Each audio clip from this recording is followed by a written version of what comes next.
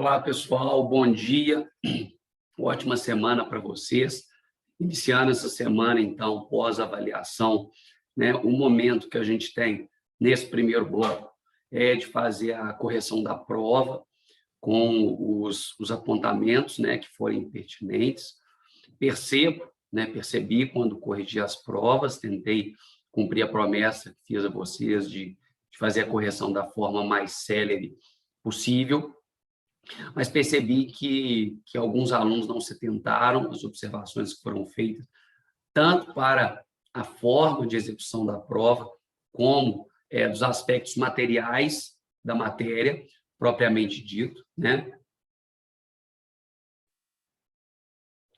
Digo isso, num primeiro momento, por conta da ideia de dissertação, que nós trabalhamos em sala, e também num segundo momento, por aquela orientação que eu trouxe a vocês, no sentido de que a mera transcrição do dispositivo não acarretaria pontuação. Ainda brinquei que, na nossa prova, nós não teríamos perguntas ali relacionadas ao preceito secundário do tipo, quer dizer, a pena cominada ao delito.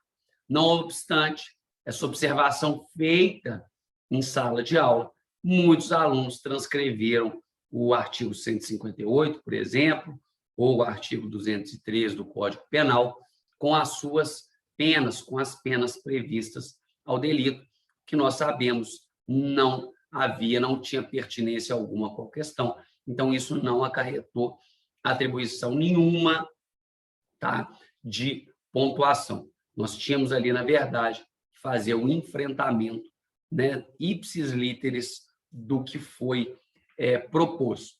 Eu vou compartilhar a tela aqui com vocês, 1 minuto, para a gente começar a fazer o estudo. Bem, tá aí. Compartilhada a tela, então, nós temos a questão a que os doutores foram submetidos, né? Consto aí que não verifiquei, né, questões divididas em tópicos ao rigor de descontar ponto ou de atribuir a nota zero, né? Mas alguns alunos poderiam ter melhorado um pouquinho na dissertação. Claro, né, é questão de estilo. Não necessariamente o aluno tem que escrever com as mesmas palavras que eu, ou com as mesmas palavras que eu constei no espelho de resposta. Aquilo ali é só uma orientação. O que foi valorado foram os aspectos materiais que diziam respeito à questão. Então, vamos lá. Nos diz o enunciado. Imaginemos que hoje, Wolverine maior e capaz. Bem, quando se diz maior e capaz, você já tem que tomar essa informação em relação ao conceito tripartite de crime, em relação à análise da culpabilidade.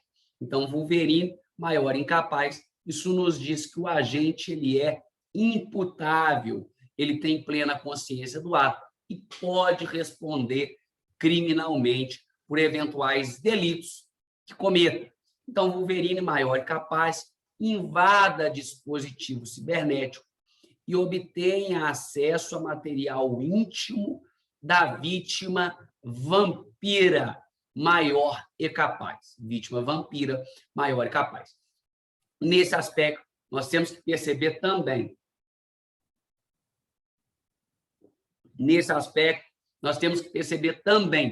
Que o dispositivo cibernético, o dispositivo informático, foi violado pelo infrator, foi violado pelo delinquente. Nesse momento, nós temos, então, o delito de invasão de dispositivo informático. Está lá no artigo 154A, salvo melhor juízo, do nosso Código Penal. Nesse momento, há a consumação do delito. Então, o delito foi consumado. A invasão de dispositivo cibernético foi consumada. Tá? Incontinente, o que é incontinente? Imediatamente, Wolverine entra em contato com Vampira, que também é maior e capaz, lembre-se, e exige o depósito de R$50 mil em conta de titularidade própria, sob pena de divulgação do conteúdo na rede mundial de computadores. Na rede mundial de computadores. Mais alguns apontamentos importantes a serem feitos. No momento em que Wolverine imediatamente entra em contato com o vampiro, isso nos leva a crer que Wolverine invadiu o dispositivo informático, invadiu o dispositivo cibernético, como um crime, o quê? Meio do crime fim, que seria a chantagem financeira posterior, doutor e doutora, prestem atenção. Então, no momento em que ele entra em contato imediatamente com o vampiro, o que isso nos leva a crer? Isso nos leva a crer que a invasão de dispositivo cibernético, isso nos leva a crer que a invasão de dispositivo cibernético foi o meio encontrado pelo delinquente para atingir a chantagem posterior, que era o crime fim. Ponto. Vamos lá. Imaginemos que, por sua vez, dentes de sabre invadam o dispositivo cibernético e obtenha acesso a material íntimo da vítima Tempestade, menor que conta com quantos anos? 16 anos de idade. Aqui tem uma pegadinha muito forte e o doutor e a doutora vai precisar ter muita atenção. Então, Tempestade, ela tem 16 anos de idade. Primeira observação, Tempestade pode ser vítima do crime de estupro, do crime do artigo 213? Sim, sim, porque o estupro de vulnerável, lá na forma do 217A, é para a pessoa menor de 14 anos, tá? Ou, obviamente, da pessoa incapaz. Aí, nesse momento, o que é importante saber? Tempestade pode ser vítima do crime de estupro? Sim, inclusive na forma qualificada ao rigor do parágrafo 1º do artigo 213. Então, vamos lá. Imediatamente, quer dizer, da mesma forma, Dentes de Sabre faz contato com Tempestade e exige, sob pena de divulgação do conteúdo na rede mundial de computadores, a produção e o envio de mais atos libidinosos virtuais. De mais atos libidinosos virtuais. Aqui, o doutor e a doutora tinham que lembrar das elementares do crime de estupro para poder resolver a questão. Como assim das elementares? Elementares é tudo aquilo que preenche o tipo penal, que se você retirar, ele deixa de ser crime. Vamos fazer a análise lá das elementares, do artigo 213 do Código Penal. Então, lá se diz constranger alguém. Constranger é obrigar alguém, mediante violência ou grave ameaça. Nós temos aqui que Tempestade foi obrigada a produzir o material de cunho sexual. Sim, mediante o quê? Grave ameaça. Grave ameaça. Então, o ato libidinoso é todo ato capaz de satisfazer a lascívia, quer dizer, capaz de trazer estímulo sexual, capaz de trazer satisfação sexual. Indene de dúvidas, nós sabemos que, sim, o material cibernético tem condições de ser caracterizado ato libidinoso, porque pode, sim, satisfazer a lascívia, pode, sim, criar o prazer ou acarretar o prazer sexual. Não honrando o prometido, apesar do depósito bancário. Então, quer dizer que a vítima da extorsão efetivamente pagou os 50 mil, e faço aqui constar que fiquei atento a alguns alunos e alunas que trouxeram a questão que a consumação da extorsão não exige o proveito econômico, não exige que o proveito econômico se efetive, muito embora não tenha sido perguntado, eu valorei um pouco para aqueles que colocaram, né, pelo cuidado que tiveram ao resolver a questão. Então, de fato, não é necessário o proveito econômico na forma do que se entende o Superior Tribunal de Justiça para a consumação do crime de extorsão.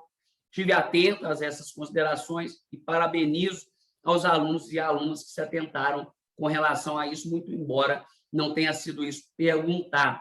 Tá? Mas vamos lá. Não honrando o prometido, apesar do depósito bancário e da produção e envio de material íntimo, os delinquentes divulgam o conteúdo das vítimas na rede mundial de computadores.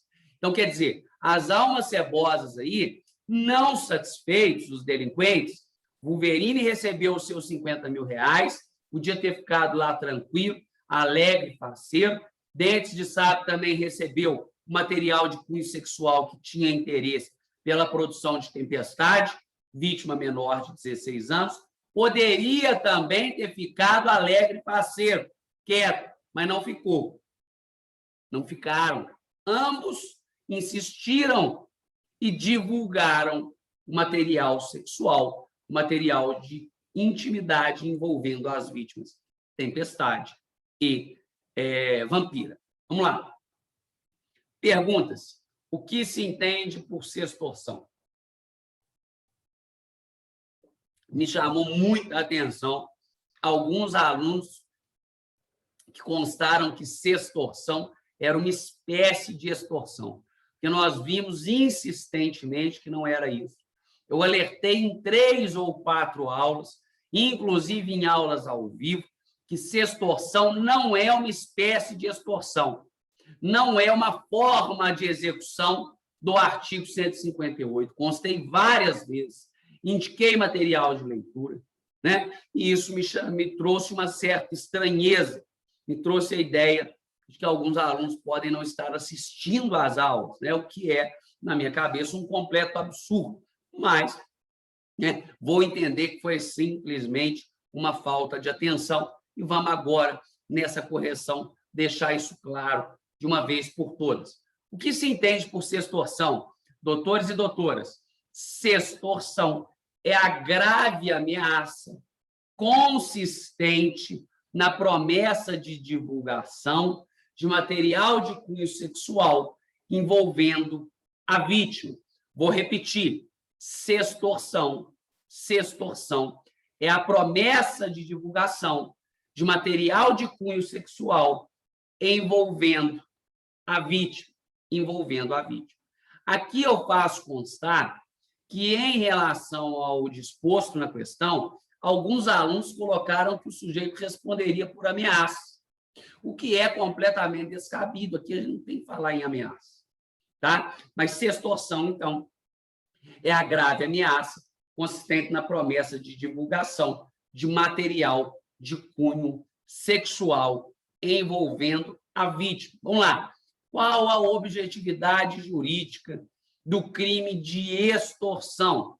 Bem, nós sabemos que o crime de extorsão é um crime contra o patrimônio. Lá, o artigo 158 protege, então, primariamente, o patrimônio. Contudo, pelas formas específicas trazidas logo abaixo, nós temos também a objetividade jurídica em caráter secundário da liberdade individual, que nós temos a possibilidade de que na extorsão ocorra a restrição momentânea da liberdade do indivíduo. Então, nesse momento também, em caráter secundário, nós temos ali a tutela, a proteção, a liberdade individual. Por sua vez, qual seria, doutores e doutoras, a objetividade jurídica do crime de estupro? Ora, a objetividade jurídica do crime de estupro tratar-se-á da dignidade sexual, tratar-se-á da liberdade sexual. Nós vamos ver lá no 6º período a diferença entre liberdade sexual e dignidade sexual, apesar de não ser o momento agora. Mas, lá, os crimes contra a dignidade sexual eles protegem tanto a dignidade sexual da vítima como a liberdade sexual da vítima. Beleza? Vamos lá, então. Wolverine e Dentes de Sabre responderão por quais crimes? Bem, no primeiro momento, nós cogitamos a invasão do dispositivo informático, artigo 154-A. Contudo, nós sabemos que esse foi o crime meio utilizado para o cometimento do crime fim, que, num primeiro momento, era o quê? O crime de extorsão, praticado por Wolverine, e, num segundo momento, o crime de quê? Praticado por Dentes de Sabre, o crime de estupro. Por quê? Fiquei satisfeito também que muitos alunos lembraram que, na forma da jurisprudência do STJ, do Superior Tribunal de Justiça, o contato físico não é indispensável para a caracterização do crime de estupro e nem para a caracterização do crime de estupro de vulnerável. Então, foi muito interessante que alguns alunos constaram essa observação. Acho que o Superior Tribunal de Justiça já exarou inúmeras vezes em entendimento, no sentido de que o contato físico ele não é indispensável. Ele não é indispensável para caracterização do crime de estupro e nem do crime de estupro de vulnerável. Perfeito? Então, bem, por quais crimes responderão Wolverine e Dentes de Sabre? Wolverine responderá inicialmente pelo crime de quê? Pelo crime de extorsão, na forma lá do artigo 158, em concurso, porque ele divulgou, só que ele divulgou material de uma pessoa o quê? Maior e capaz. Então, ele vai responder em concurso pela divulgação de material sexual envolvendo a vítima, na forma do artigo 218-C do Código Penal. Ao passo que Dentes de Sabre responderá pelo quê, doutores? Dentes de Sabre responderá por estupro, artigo 213 do Código Penal, parágrafo 1º, que a vítima tem entre 14 e 18 anos. Tá? E aí, nesse momento, sendo a vítima menor de idade, ela é amparada pelo Estatuto da Criança e do Adolescente, que tem uma tipificação específica ao rigor do artigo 241-A. Então, ali, Dentes de Sabre, pela divulgação, ele não responde pelo 218-C, não, doutor. Ele não responde pelo 218-C, não, doutor.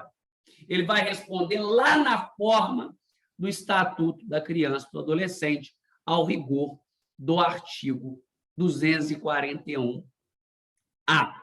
Bem, perguntas. O que se entende por princípio da consunção? O princípio da consunção nos diz que o crime meio menos grave, ele será absorvido pelo crime fim mais grave. O crime meio menos grave é absorvido pelo crime fim mais grave. Beleza? Então, o aludido princípio é aplicável ao caso? Sim. O aludido princípio é aplicável ao caso na medida em que os infratores Wolverine e Dentes de Sabre não responderão pelo crime de invasão de dispositivo cibernético. Eles não responderão pelo crime de invasão de dispositivo informático. Por quê? Porque esse foi o crime meio menos grave utilizado para o cometimento do crime fim mais grave. Qual é o crime fim mais grave?